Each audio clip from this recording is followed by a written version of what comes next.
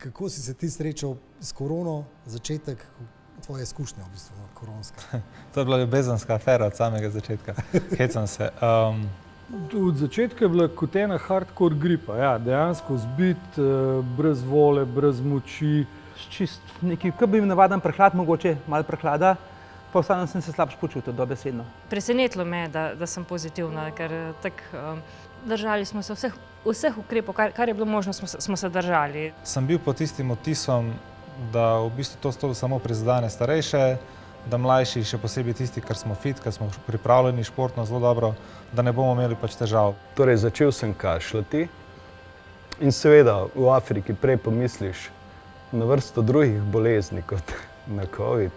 Naenkrat me je začelo stiskati v prsih, nabijalo mi je srce na polno. In še ko je zbolela moja mami, sem ji rekla, veš kaj, to sploh ni tako slabo, zdaj se boš prekužila, boš imela proti telesa in pol bomo vedeli, da si varna. Ne? Jaz nisem zdržal, ker sem imel res tisti lekadol, sem potem jemal že na 4 ure, po 3 in tak naprej, ampak vročina kar 41, fertik. Nekako po enem tednu je pa prišlo tako daleč, da me je sesulo, tako da praktično mi je zjutraj spodneslo tla. V soboto je bilo pa hudo. Me je začel dušiti in sem sinu rekel, jaz ne zdržim več, jaz moram iti zdravniku. Mislim, jaz sem takrat izgubil sapo, jaz nisem mogel več dihati, takrat so prišli reševalci, so me pač pilali noter v sobo. In na koncu je bilo že tako hudo, recimo, da nisem se mogla več premakniti, nisem mogla več do stranišča priti, dobila sem planice. Ti ne moreš hoditi okoli, pa pač se pogovarjati s folkom, tudi ti govoriti zelo težko, ker ti skozi kisika primanjkuje in si skozi. Oksigenacija pada v krvi in človek praktično ne more dihati, pljuča so zalita, po domače rečeno.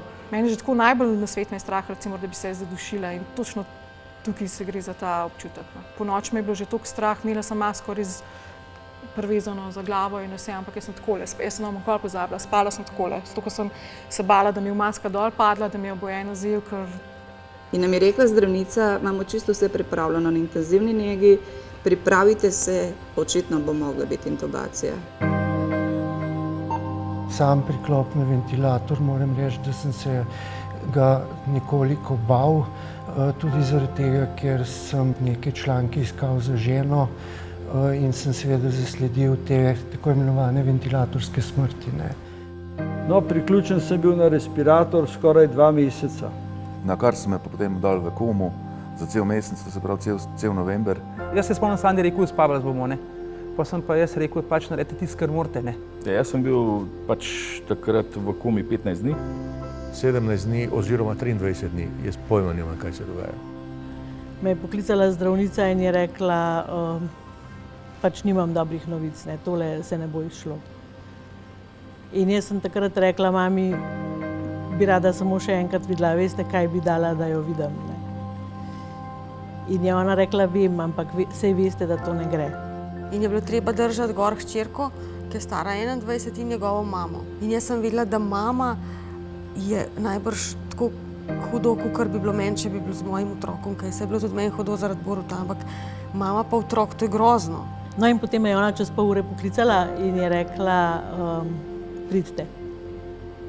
Pač zato bom vedno hvaležna, da sem imela možnost 16 ur pred smrtjo prijeti z roko, pobožati po obrazu, začutiti, videti njen pogled. Njena zadnja slika je, kako mi je kole pomahala. Bila je pač pri zavesti, ampak pač ni mogla dihati, odpovedovalo ji je srce. Tako da, ja. To je moja zadnja zgodba z mojo mamo. No, pol tisti glaven moment, ko te pa stvari mečkan, ali pa so saj mene mečkan dotolkle, pa pride pol, ko lahko začneš opazovati stvari okrog sebe, ne.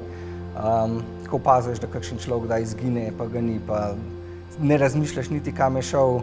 In so prišli ti, ki jih dajo to krsto železno, ne, in slišiš pol tisti zvok, tistega, ne vem, ali pokvarjene kolesa ali karkoli, ko gre tu-tu-tum, tu-tu-tum, tu-tu-tum, tu-tu-tum, pa ko se odpre, ne, pa ko pol slišiš, ko človeka dajo not na tisti, pa je konc, ne, ni te več. Ne, da bi me bilo tako strah že, ampak a sem zdaj jaz na vrsti, ne? Nobena smrt ni lepa, to je dejstvo. A ne? Direkt povedano smo pacienta mogli dati v plastične vreče, prestaviti v grde lesene krste, a ne? Prestaviti, nesti v mrliški avto in to je včasih je bilo tudi večkrat na dan. A ne?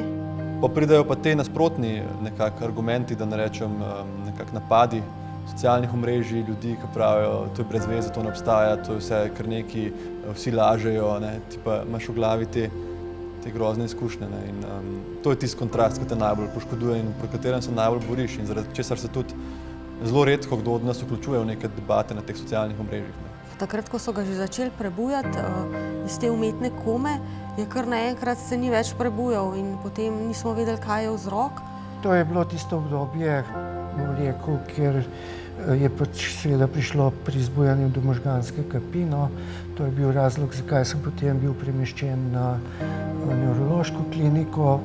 Potem mi je pomagala partnerka vstati, birgle, voziček, da sem šel na WC pa tako naprej. Ker jaz nisem mogel nič, ne, jaz sem bil še onemogel, čisto, jaz nisem mogel niti hoditi. Ko sem prišla iz bolnice, mi je bilo že to, ko sem me iz bolnice pred vrata postavila, že velik izziv sploh do avtopred, ki me je moj čakal tam za rampo. Ko sem dan prišla, hiša vam v 3 nadstropjih in seveda sem si kuhno dala v 3 nadstropje, pa dnevno, tako da sem jaz gor prišla v 3 nadstropje, sem se mogla 5-krat usedeti na stopnice pa počakati, da pridem do zraka. Ko sem jaz prvič šel sam jaz, ko sem prišel na dirk na Japlovi, ko smo en pripeljali in sem začel sam jaz, meni so se rekli, kako je tresna, ne. Ko si tisto juho zajemil, pa si polžil med potjo zgubil, pa vse skupaj v tleh na svinjo, pisem pol vidiš, kako je, ne. In to je kar nekaj časa trajalo, ne, še pol, ko sem bil skoraj mesec v Laškem, šele pol na konc, se pravi konc maja sem jaz toliko vse prišel z mišicam, pa z vsem, da nekako se je nehalo to tresne. Pred korono, recimo aprila, sem delal 280 ur. Zdaj zmorem 3 ure na dan, največ. Po 3 urah sem toliko izmučen in enostavno brez energije, kot bi mi en elektriko izklopil ven. Takrat, ko je šlo vse to mimo, sem rekel, ajde, pač v redu je, šlišmo čez to. Sem rekel, zdaj pa grem jaz lepo nazaj na trening, čist počasi in sem naredil obremenitev, ki je 5-krat, 6-krat nižja od tiste, ki sem delal pred covidom in sem pristal na urgenci. In sem vprašala, koliko časa bo zdaj okreval, kakšna situacija je naprej. Kako imajo izkušnje s tem? Je rekel, od 3 tednov do pol leta. Sem rekla, ki pa vidite mojega moža, je rekel, v 3 tednih zagotovo ne. In ja, ta občutek, da ne veš, kdaj bo spet v redu, kdaj boš lahko spet normalno živel, meni je bilo to najhujše. No. Da nisem mogla eno uro stati v kuhinji pa delati, to je grozno. Vrtenje v glavi,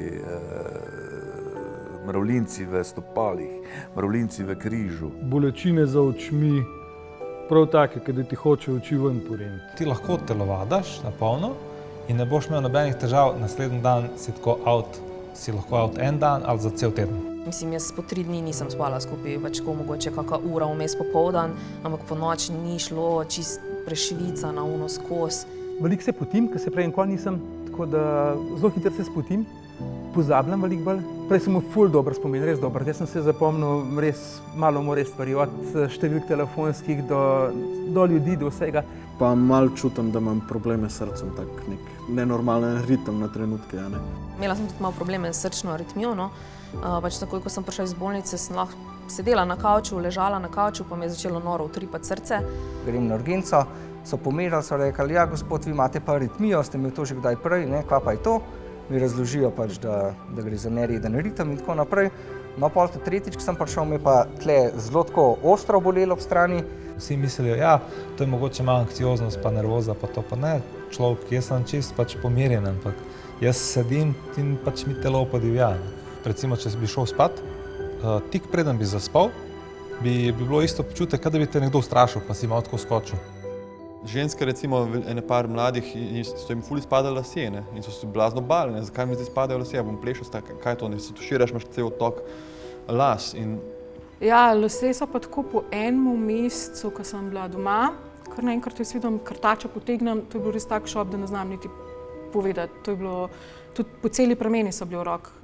Obema so se nama zrečili lasje Jaz sicer uspešno prikrivam s tem, ker se jih na kratko strižem. Recimo zjutraj, ko se zbudiš, pa vidiš tako celo blazino polno tako tvojih las, ali pa ko tako sam narediš, pa ti ostane kar kos v rokah, ne, ni glih fajn občutek.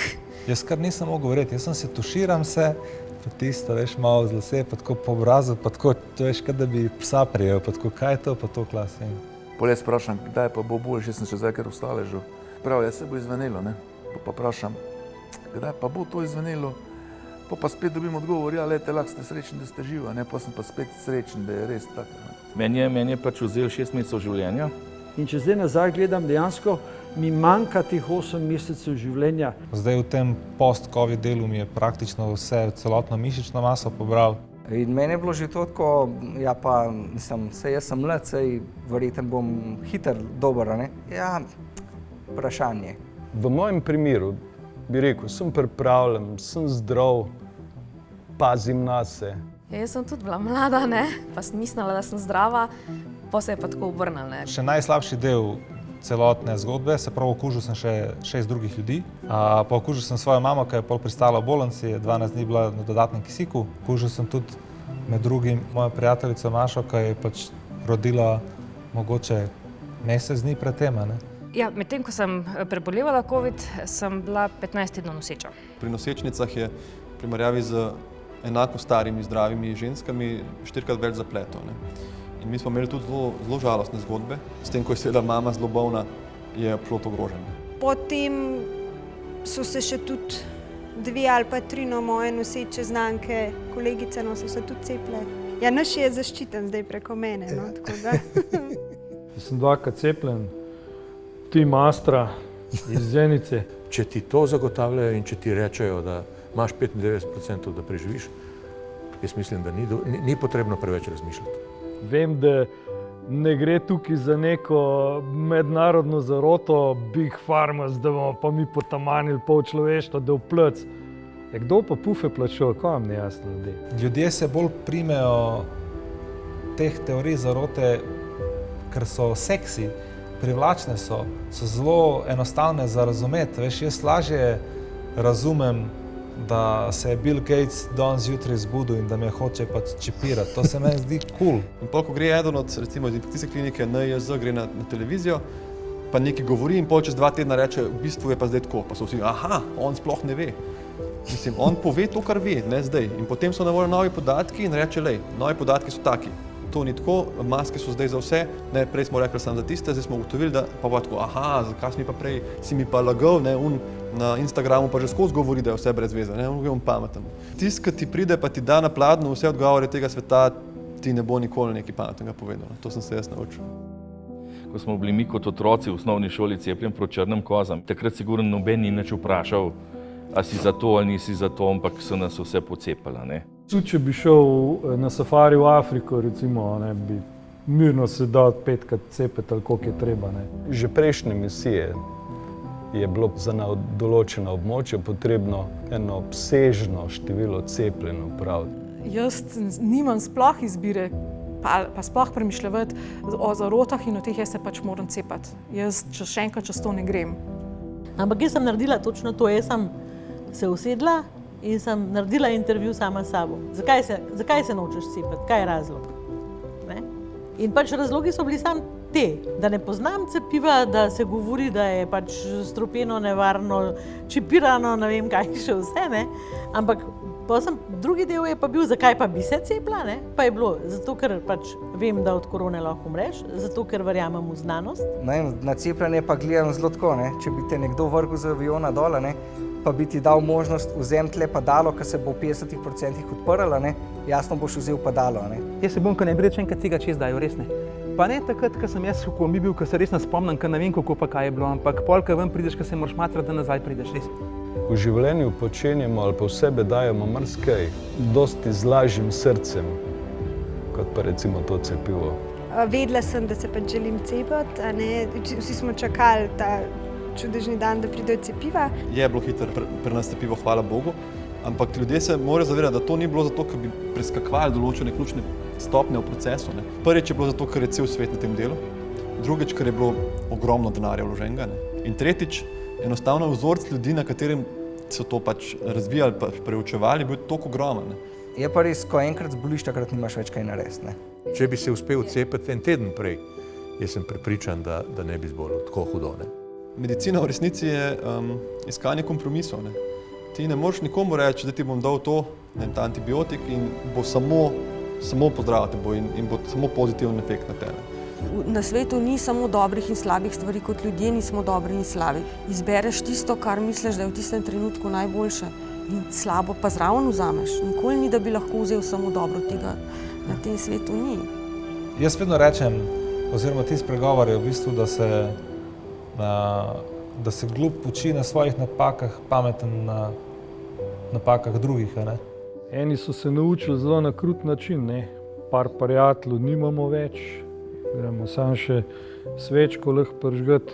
In vem, da imamo ljudje eno posebno darilo, da lahko razmislimo stvari sami, da premislimo, kako mi gledamo na neke stvari, kaj nam pomenijo neke stvari in da se v bistvu lahko tudi na podlagi neke zdrave pameti odločamo za ali proti, a ne?